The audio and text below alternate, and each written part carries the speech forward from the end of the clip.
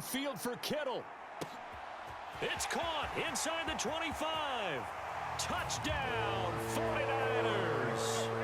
George Kittle, 69 yards. And the Niners get a small measure of revenge as they cut into this fourth quarter deficit. And CD, they just haven't had a whole lot to cheer.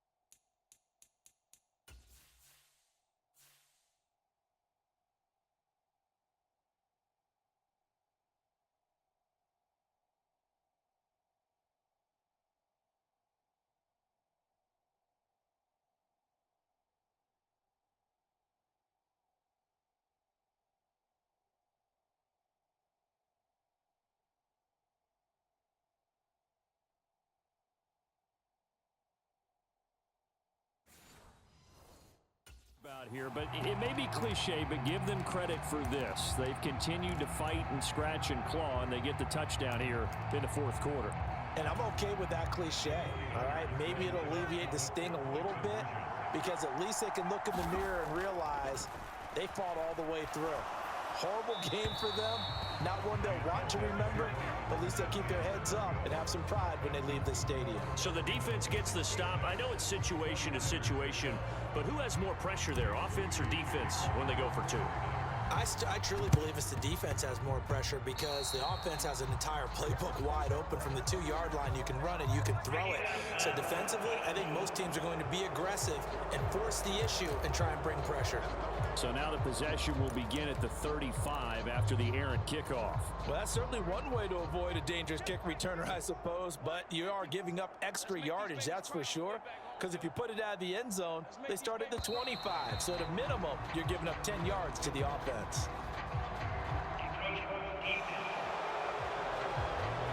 So they got him coming up from his linebacker spot.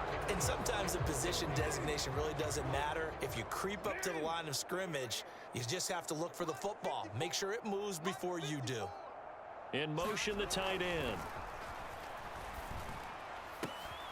High throw, but the catch is made. And he's going to get this inside the 30. And that one was relatively easy to see. I noticed that from up here. Yeah, it doesn't take a whole lot, does it? Sometimes you get multiples. What I always love on these offsides is when each side points at the other. Hey, you did it. No, you did it. They deciphered that one correctly. Jackson on first down. Flushed out right. And that is incomplete. He couldn't hold on through the contact. Brings up second down. It's been a fun game for him so far, but I think he tried to do just a little too much that time. Give the defense a rare win on that snap.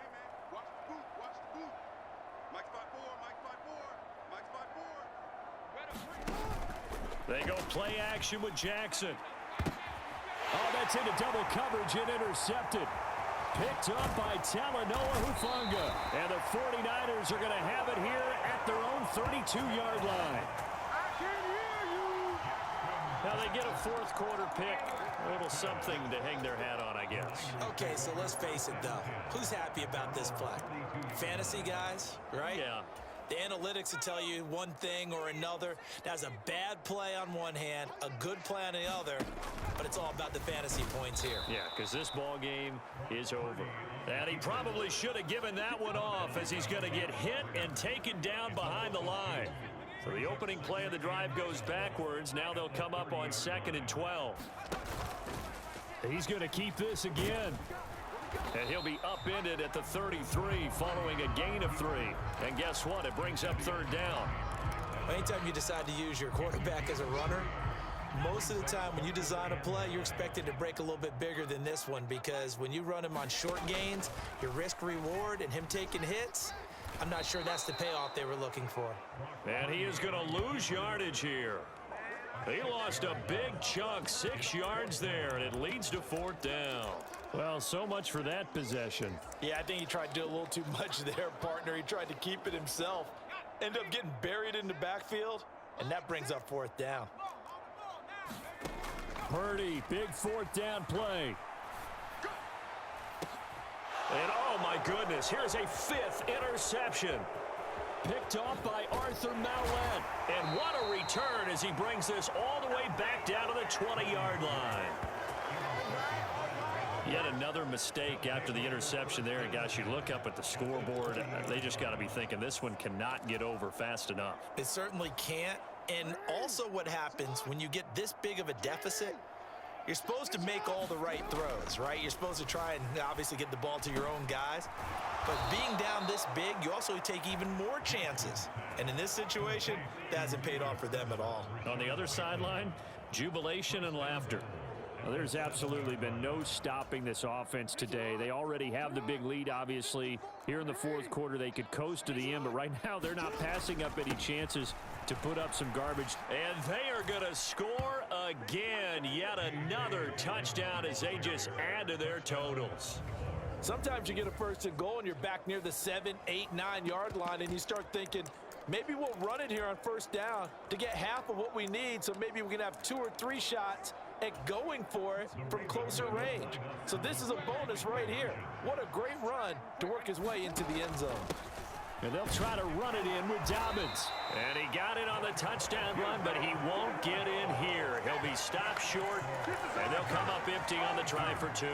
I know we could sit up here and dance around it a little bit, but going for 2 in this situation, somebody doesn't like someone else. There's no doubt in my mind. Well, what they couldn't see is you lean back in your chair and you went,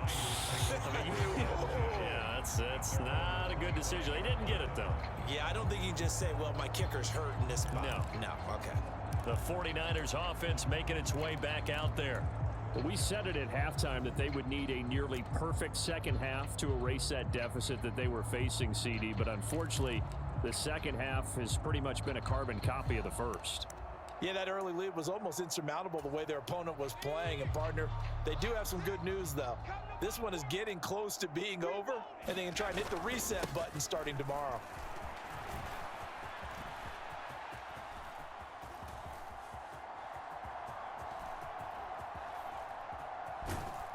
I don't know what was going on there, but the end result, this is going to be a safety. Things are just going from bad to worse now. It's a safety that does them in here, and that is one frustrated offensive unit. They can't get out from under their own shadow right now. I mean, I know this is the NFL, but could you imagine a college crowd right now? Imagine what they'd be doing. They'd be chanting, "Start the bus," because they think this one is over. After the safety, remember, they also need to give up the football, and here's the free kick.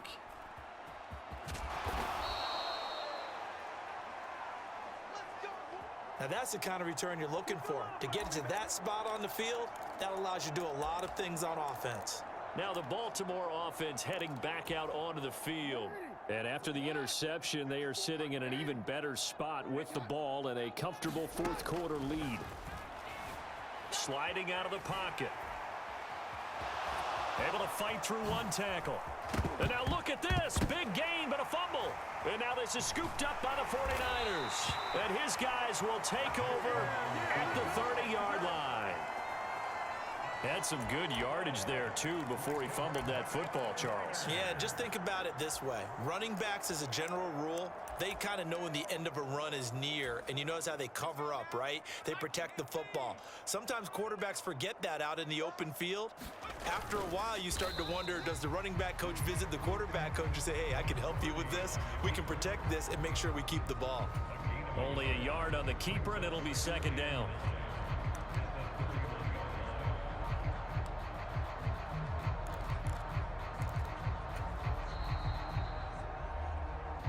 Just 2 minutes remaining here in the fourth quarter of what has been a one-sided affair. So it's 49er football here as we get you reset. They're looking at second down now as they search for a consolation score. Purdy now to throw. Now back foot throw there is incomplete. And that's another play that's painted the picture of this game overall. It's been a blowout. It's been continually fueled by big turnovers and stops for one side and an inability to advance the ball from the other. Purdy with it on 3rd and long. Buying time to his left. And that is incomplete. That incompletion is not a surprise with the way that this one has gone, and the frustration, the body language is evident everywhere. This team, they've really been put through the ringer in this one. And they're indeed going to go for it here on 4th down. So trailing here in the last quarter, let's see how this plays out. As expected, they're going for it to keep the drive alive. And my goodness, another interception. Kyle Hamilton picks it, and the Ravens are going to take possession here at their own 47-yard line. Well, partner, I got to tell you, I'm trying to think of something positive to say for this offense, but I'd have to be a spin doctor for that one. This has been a tough performance to watch. And I think it's hard at this point to actually identify what's really gone wrong. I guess. Oh, and for the 3rd time, Jackson going to be intercepted. Picked up by Talanoa Hufanga. And he'll get it all the way down inside the 35-yard line. Well, they're not making it easy on themselves here down the stretch. 2 picks now in the 4th quarter, trying to hang on to that lead. Talk about keeping someone in the game. Instead of being able to shut the door, it's still cracked open because they can come back on you now. The only people who are really happy about those picks, any fantasy team that has this defense. Now the first play of the drive there is incomplete. Even with such a big lead late, the effort hasn't lapsed one bit. If the offense wants to score some points in this one, they're going to have to earn it. These guys are not giving up anything. 2nd down, here's Purdy to throw. His throw incomplete. Another throw there off the mark, and obviously he's battled all of the interceptions. Things just haven't been true to form for him. I don't know. What do you think's going on out there, CD? That's a great question, and my suspicion is he's been coached really well to not show that he's having a problem. You know, they always tell you no matter what, you keep throwing the football with confidence. Well, we're not seeing a confident thrower right now. He's off balance, the passing game's off balance, and the defense is taking advantage.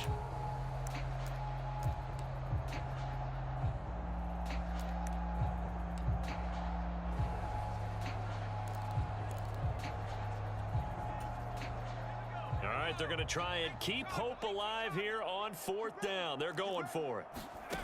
Got to try it here. He's back to throw. And it's incomplete. They cannot convert, and they turn it over. They had to go for it with such little time remaining, and the Ravens are going to get the football back. From the 34 now, here's 1st and 10. They'll run with Edwards here to begin the drive. And brought down, but not before reaching the 45-yard line. The drive starting with a 1st down, 11 yards on that pickup. Another example of this offense really having their way, Charles, and another big chunk play there on the ground. And when you look at the defense, they've got to do a much better job of wrapping up when they tackle. A lot of great opportunities continue to slip through their fingers, as do the runners. Oh, Jackson's going to throw it. Throwing middle, but it's incomplete. The Ravens going to use the 2nd of their timeouts. That'll leave them with just 1 remaining in this 4th quarter of play. 2nd and 10. Here's Jackson to throw. A slant route caught by Bateman. Through the middle of the field. And he will get into the end zone. It's another touchdown. This thing is ugly. And to me, that touchdown allows you to start grinning widely on your sideline. I think they pretty much locked this one away. Yeah, that's the clincher, the proverbial icing on the cake, if you will.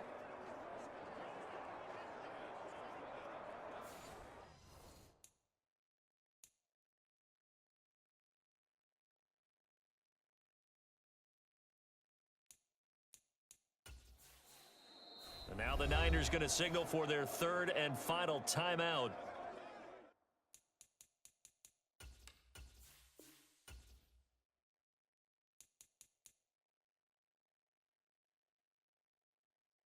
As they stop it here with just under 40 seconds to go in the game.